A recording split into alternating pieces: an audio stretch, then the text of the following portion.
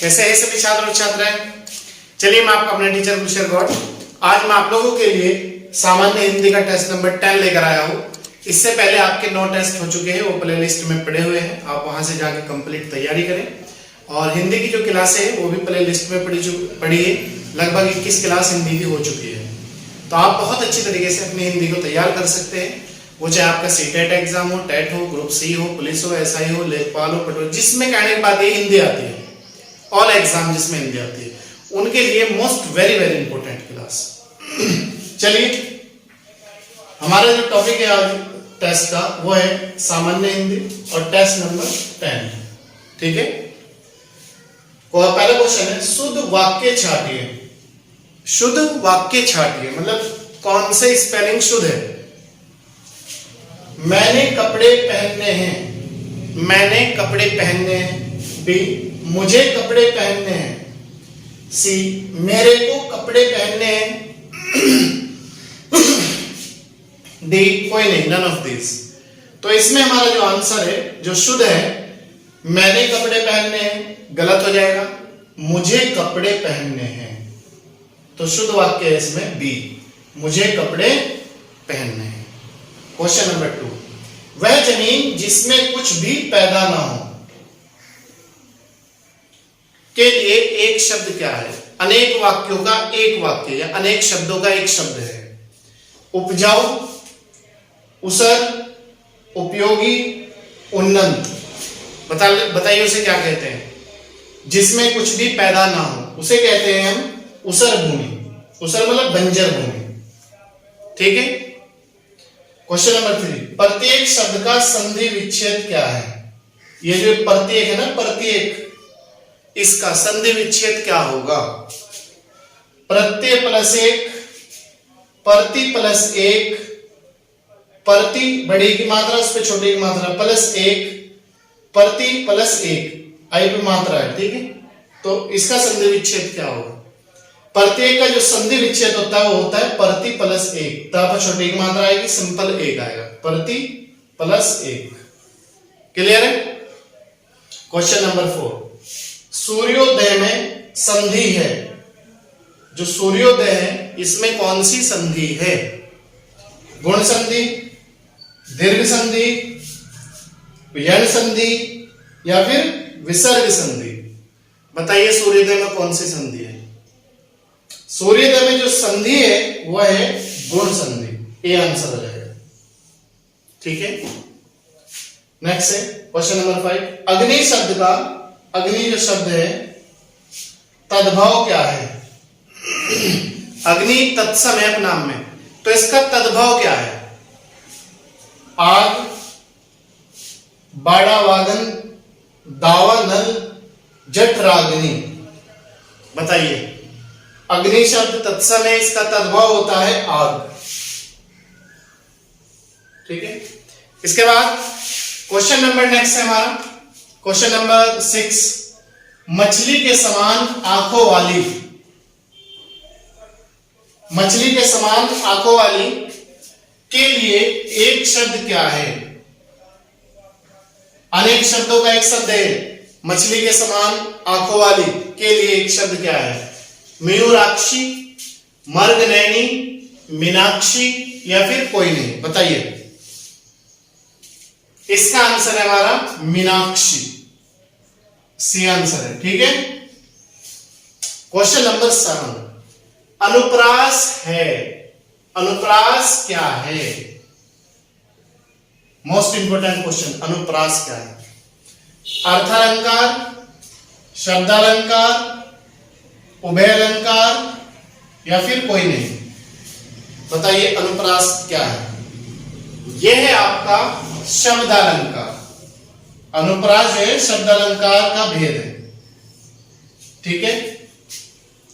Question number 8, चारा फेंकना मुहावरे का अर्थ क्या है। चारा फेंकना मुहावरे का अर्थ क्या है।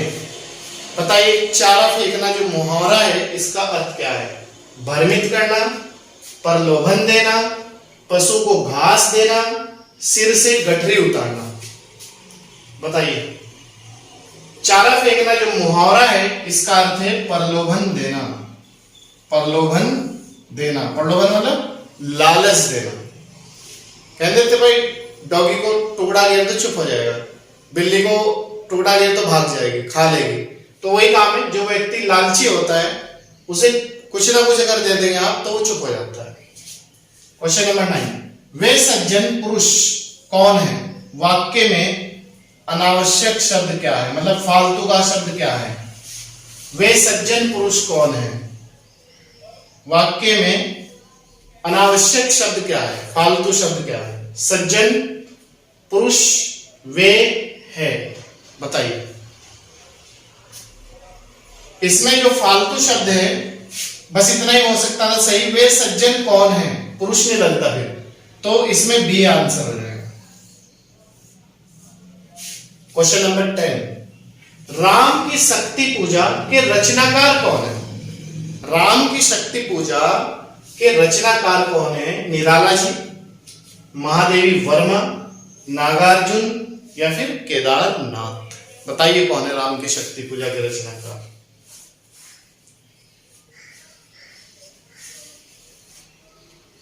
राम की शक्ति पूजा के जो रचनाकार है वो है अज्ञेयजी निराला। ठीक है। क्वेश्चन नंबर 11, तुरंग शब्द का अर्थ होता है। तुरंग जो शब्द है उसका अर्थ क्या होता है? तुरंग, तरंग, घोड़ा, पानी, हाथी। बताइए तुरंग शब्द का जो अर्थ है वो क्या होता है? तुरंग जो शब्द का अर्थ होता है वो होता है घोड़ा। घोड़ा, घोटक है, तुरंग, ये शब्द घोड़े के ही पर्यायवाची। ठीक है। क्वेश्चन नंबर 12, मुंशी प्रेमचंद का देहावसान कब हुआ था, मतलब मृत्यु कब हुई थी? 1948 में, 1936 में, 1942 में या फिर 1930 में? बताइए मुंशी प्रेमचंद का देहांतवास कब हुआ था? ये हुआ था 1936 में। बी आंसर है हमारा। ठीक है। इसके बाद नेक्स्ट क्वेश्चन है, क्वेश्चन नंबर 13 है हमारा,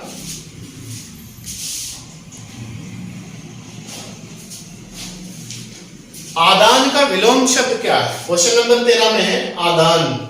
आदान जो शब्द है इसका विलोम शब्द क्या है? यह क्वेश्चन पूछ रहा है। दान, निदान, प्रदान या फिर कोई नहीं?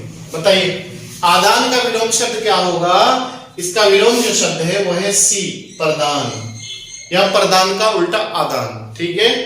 क्वेश्चन नंबर 14, सात्विक का विलोम शब्द क्या है? सात्विक, तामसिक, दुर्जत्व, सत्य, असत्य।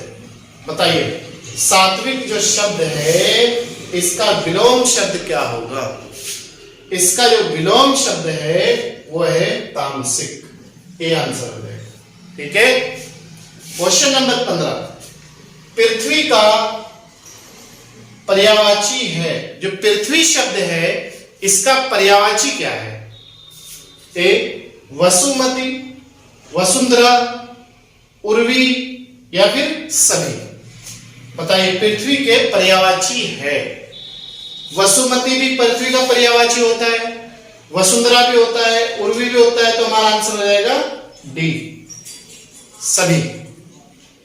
क्वेश्चन नंबर 16, कामदेव शब्द का पर्यायवाची है।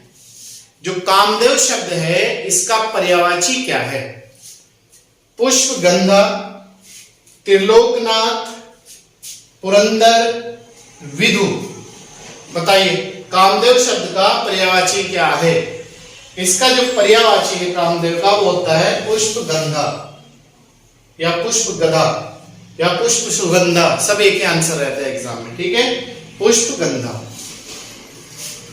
क्वेश्चन नंबर 17, निम्न में सही युग्म का चयन करें। सही युग्म का चयन करना है। रेलगाड़ी बराबर रेल, ये कह रहा कि जो रेल है वो अंग्रेजी है और प्लस जो गाड़ी है वो हिंदी है, इसलिए शंकर शब्द है। शंकर शब्द का पूरा टॉपिक कराया था मैंने आप लोगों को, हिंदी की प्लेलिस्ट से जाकर आप पढ़ लें।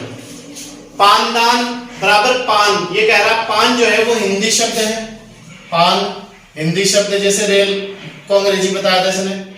और दान ये कह रहा कि दान जो है वो फारसी शब्द है, जैसे गाड़ी को हिंदी बताया था, बराबर शंकर शब्द। सी कह रहा ए और बी दोनों सही है, और डी कह रहा कोई नहीं। ये कह रहा कि शंकर शब्द है, शंकर शब्द जो बनते हैं वो कम से कम दो या दो से अधिक भाषाओं से मिलकर बनते हैं, जैसे ये है रेलगाड़ी, रेल अंग्रेजी है और गाड़ी हिंदी है, तो ये शंकर शब्द है। पानदान भी शंकर शब्द है, तो इसमें जो हमारा आंसर हो जाएगा वो हो जाएगा सी, दोनों सही है। ठीक है। क्वेश्चन नंबर 18, रचना के आधार पर वे शब्द, रचना के आधार पर याद रखना, वे शब्द जो किसी दूसरे शब्द या शब्दांश के योग से बने हो, किसी दूसरे शब्द या शब्दांश के योग से बने हो और अपने में पूर्ण हो, उन्हें क्या कहते हैं? बताइए। मूल शब्द, व्युत्पन्न शब्द, यौगिक शब्द या फिर संकर शब्द? रचना के आधार पर वे शब्द जो किसी दूसरे शब्द या शब्दांश के योग से बने हो और अपने आप में पूर्ण हो, उन्हें क्या कहते हैं? उन्हें कहते हैं मूल शब्द। ये आंसर हो जाएगा। क्वेश्चन नंबर 19, अरबी शब्द का चयन करें। अरबी, आदमी, झोला, इम्तिहान, ग्राम। बताइए इसमें जो अरबी शब्द है और विदेशज शब्द है, क्योंकि अरबी जो विदेशज है, तो कौन सा है? इसमें जो अरबी शब्द है वो है इम्तिहान और विदेशज शब्द है। ठीक है। क्वेश्चन नंबर 20 और लास्ट क्वेश्चन है आज के टेस्ट का, प्रति प्लस उपकार, छोटी प्लस ओ बराबर यू, छोटी प्लस ओ बराबर यू, जैसे प्रति उपकार, तो बराबर क्या हो जाएगा इसमें? प्रति उपकार, प्रत्युपकार, प्रत्युपकार, कोई नहीं। इसमें आंसर हो जाएगा हमारा बी, प्रत्युपकार, क्योंकि यू की आवाज निकल रही है यहां, ये देखो यू, छोटा ई प्लस छोटा ओ बराबर यू, और इसमें प्रत्युपकार, प्रत्युपकार। ठीक है। तो दोस्तों ये थे आज के हमारे 20 नंबर का टेस्ट। मुझे पूरी उम्मीद है आप लोगों के समझ में आ गया होगा, और बाकी इससे पहले जो टेस्ट है वो प्ले लिस्ट में पड़े हुए हैं और हिंदी की क्लास भी प्ले लिस्ट में पड़ी हुई है। आप कोई भी एग्जाम दे रहे हो जिसमें हिंदी है, आप निश्चित हो गया हमारी क्लास लेने के बाद नो टेंशन हो गया एग्जाम दीजिएगा, और देखना आपके वहां क्वेश्चन एग्जाम में हमारी पढ़ाई से देखने को आपको मिलेंगे। तो चलिए, मैं आपका अपना टीचर गुलशन गौड़, और अगर आप हमारे यूट्यूब चैनल पर नए हैं तो सब्सक्राइब कर लीजिएगा, लाइक और शेयर जरूर कीजिएगा, और अगर पुराने हैं तो आप देख रहे होंगे कितने कंटिन्यूटी के साथ हम आपको क्लास उपलब्ध करा रहे हैं, और आप भी हमारे साथ कंटिन्यूटी के साथ जुड़े और ज्यादा से ज्यादा लोगों को जोड़ने का प्रयास करें और ज्यादा से ज्यादा लाइक और शेयर करें। Thank you.